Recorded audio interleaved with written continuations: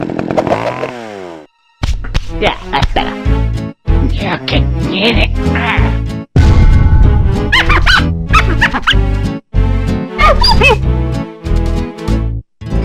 Marvelous.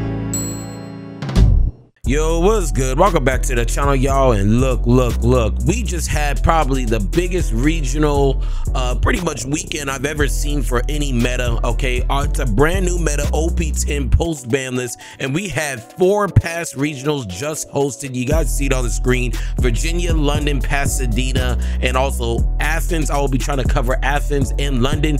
But with all that being said, the UK players actually cooked up some sauce. They created a new sauce for the McNuggets called Szechuan sauce, and it's delicious. I ain't gonna hold you. When I talk about the West, I have to start separating the West from like the UK, the French, because when we look at anywhere else around the world, y'all are innovating outside of the States. The States, we're just so fucking goddamn lazy. We just copy what everybody else does. I don't even know if we even innovated anything. We just been copy and pasting everybody else. But look, that's besides the fact. Let's go ahead and get straight into our top 8 breakdown for the London regional. All right, let's go ahead and get straight into it. So we are back. We are now on the sim. 8th place deck, as you guys can see on the screen right now, is Shanks. So this did come in 8th place. I'm gonna be real, I haven't made a tier list. I think I might make a tier list this week on top of the top official best decks based off data, and definitely Shanks is definitely going to be up there. In my personal opinion, I feel like Shanks has to be at the top of S, you know, probably the back of S in my personal opinion. But nonetheless, let's go over every single one of these cards. Look, I've been going over all these cards, all these decks for weeks at a time off the sim.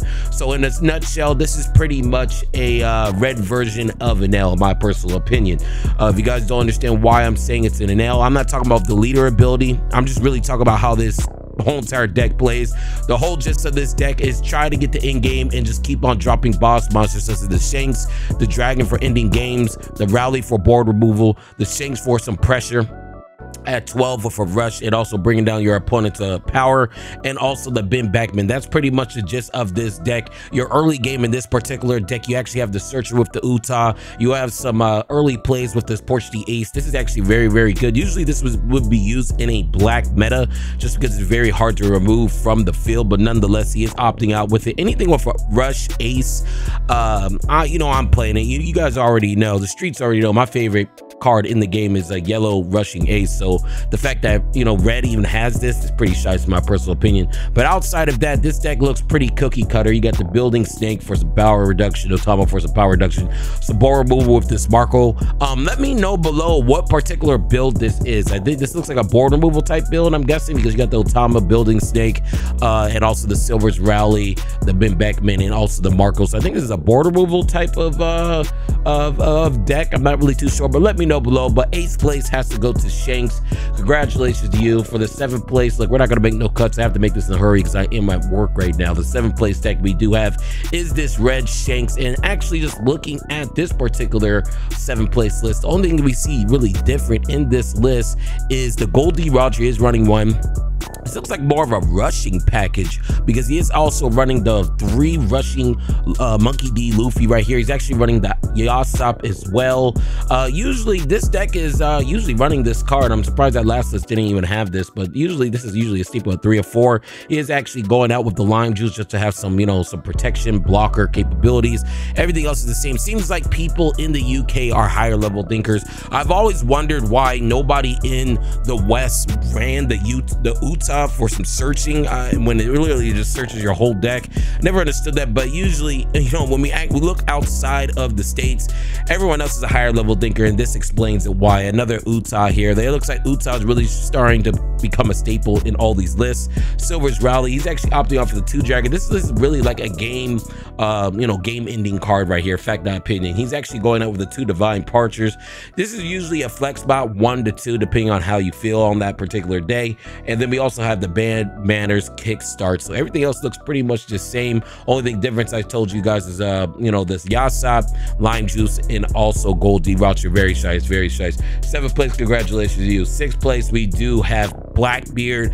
I've been talking a lot about Blackbeard. This has to be the other S tier deck I have to put in S tier when I make my tier list. I'm tapping you guys in to my thought process right now before the video even goes out. We got Shanks and Blackbeard at S tier, my personal opinion. But nonetheless, when we just look at every single one of these cards, really nothing really different with this Blackbeard deck compared to the Sim. He is actually opting out for 3 ญั우Ⱡ very shy. So I feel like these two are now a staple moving forward post ban list. He's running the 4 finger gun, but outside of that, the only thing I've really noticed that's different is that he's actually running the Vasco shot 2, and he's actually only running 1 liberation. Very crazy. Usually, you know, is this a staple, just a 1, or is this a flex spot of 1 or 2? I don't main Blackbeard, but I always thought, you know, you guys probably want to run this at like 2 or 3. Just let me know below. He's actually only running 3 of the Lafette. Let me know below on this as well. I always see 4 Lafette, 1 Van, not 1, but 3 Van Augur. He's also running the Kuzan, why not? It's a broken ass card.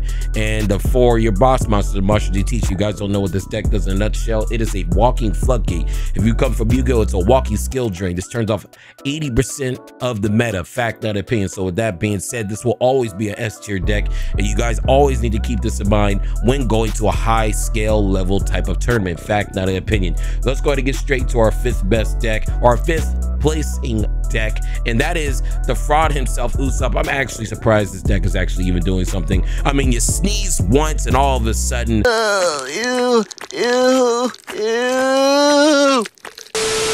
I don't even think this deck will ever top again. I just think we just have some shice ass pilots, fact, not an opinion. But we do have the Usopp. The bread and butter of this deck has to be the Kyros and also the Cavendish.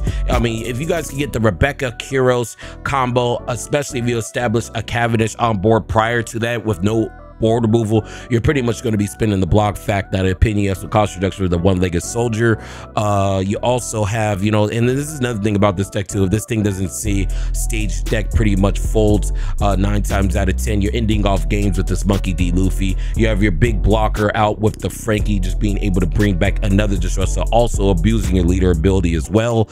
And yeah, outside of that, that's all I really see. I don't really see anything. He's actually running 3 of the Zoro. He's running you know, 3 of this King Kong gun, and outside of that, everything else kind of looks the same. All these blockers are the same. Everything else kind of looks staple. But let me go over every single one of these cards so you guys can peep it out here real quick. And this is the fraud place Usopp. Like I said, I think it had to be you know, the pilot, or, you know, I don't know how he even got 5th place, but congratulations to you. You did it with a fraud deck. That's how you know you shice. When you do it with a fraud deck, you actually shice. 4th place, we actually have another Blackbeard. So like I said earlier, Blackbeard Shanks tanking over this top 8. I told you guys earlier throughout the week, a couple weeks ago actually, that you know, these 2 decks, Shanks and Blackbeard, is actually, hold on, we're not even going to talk anything else about what we're saying. We're actually running some shice ass card with the I bid the 5 million card. If you guys don't know what it does, go ahead and pause the video. I'm not gonna go over it because, like I said earlier, I am in a rush. Motherfuckers at work, but the streets don't sleep. I need it for our community. This is the most watched regional for us over the weekend, so I had to bring this to the streets. But I bid 500 million. So this is a shice test card. A lot of people have been talking about this card, and it's actually shown up coming in 4th place. Tell me below how you guys feel about this particular tech. Outside of that, everything else looks the same. Instead of running 3-3, it's going out with the 4 Shiru right here and 3 right here. He's actually running the 2 Van Augur as well. Very crazy. And outside of that, this deck is pretty much the same. He's actually running 2 Liberations as well. So like I said, I think this is a flex spot between 1 and 2. He's actually not running the other Liberation as well. So this is definitely a crazy, spicy ass list. Go ahead and try it out. I actually never seen anybody even use this card before, so let me know below how you guys like this Blackbeard deck with this particular card right here. This is definitely a popular card in the community streets to talk about. Let me know below. For our 3rd place deck, we do have another Shanks. So like I said earlier, the 2 S tier decks right now that I said so far is Shanks and Blackbeard. I keep bringing it up. Let's go over this particular deck here real quick. The only difference I do see in this deck is no Gold D Roger. He's also running the 4 Luffys for some pressure. This actually looks like a very aggressive build with this particular Monkey D. Luffy being ran at 4. The Sanji, he's actually running 4 of this particular Sanji. First time seeing this in this Shanks deck.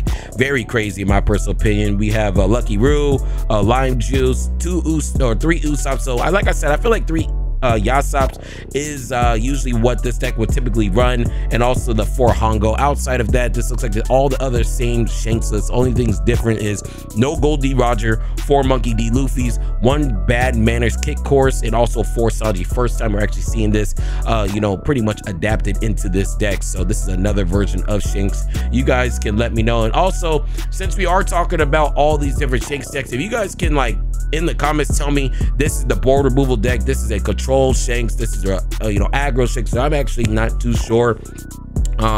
This looks like more of a board removal deck to me, board removal type of Shanks in my personal opinion, but that's just my opinion. I don't know, I don't play Shanks. I don't want to speak on something I don't know. That mean I don't need to be right all the time, you know what I mean? Second place deck, we have Lim. Now I'm gonna tell you right now, out of the top S tier decks, this has to be the back of S tier. The guy that won, okay, the guy that won, if you guys didn't know, it was a Lim's mirror. It's pretty much what it was. It was a Lim mirror. If you guys did not know, when the guy won for Lim, right, when the guy won with Lim, he pretty much said this is still tier 2 deck. I feel like this is a tier S deck if piloted correctly, kind of like how it would be Y Luffy. There's a high skill ceiling on pretty much the cards and when to play them, you get what I'm saying? But let's go over this deck here real quick. This is the boss monster of your deck. As you guys can see, we're not running any Zoros, no nothing big body. This is your boss monster of the deck. On play, if you have 2 or more rested characters in play, KO up to one of your opponents, cost 5 or lower. This is your boss monster of your deck. This is one of your starters of your deck, okay? I'm not gonna go over them all like that, but this, I'm gonna just tell you what each card does. So this is your boss monster of your deck. This is your starter of your deck. This is just Searcher. I actually did not see anybody use this particular card. We could read it. On KO, you may put the top or bottom card of your life into your hand. Play up to 1 4 cost or lower with the Odyssey. This pretty much cheats out a character that's a 4 cost or less. Majority of the time, you guys want to cheat out a 1 cost, or you guys want to cheat out this right here on your 6th dawn. You really want to have this out. Fact, that opinion, when you get to your 6th dawn, you always want to have this out, and allows you to really spin at the end of your turn every single turn. So this is another really good card if the opponent is starving you guys out right here, just being able to restand a character. Very shice. He's also running this Portuguese Ace. If you have 2 or more rested characters to play, rest up to one of your opponent's 5 costs. So the biggest thing about this deck is really just getting 3 characters rested.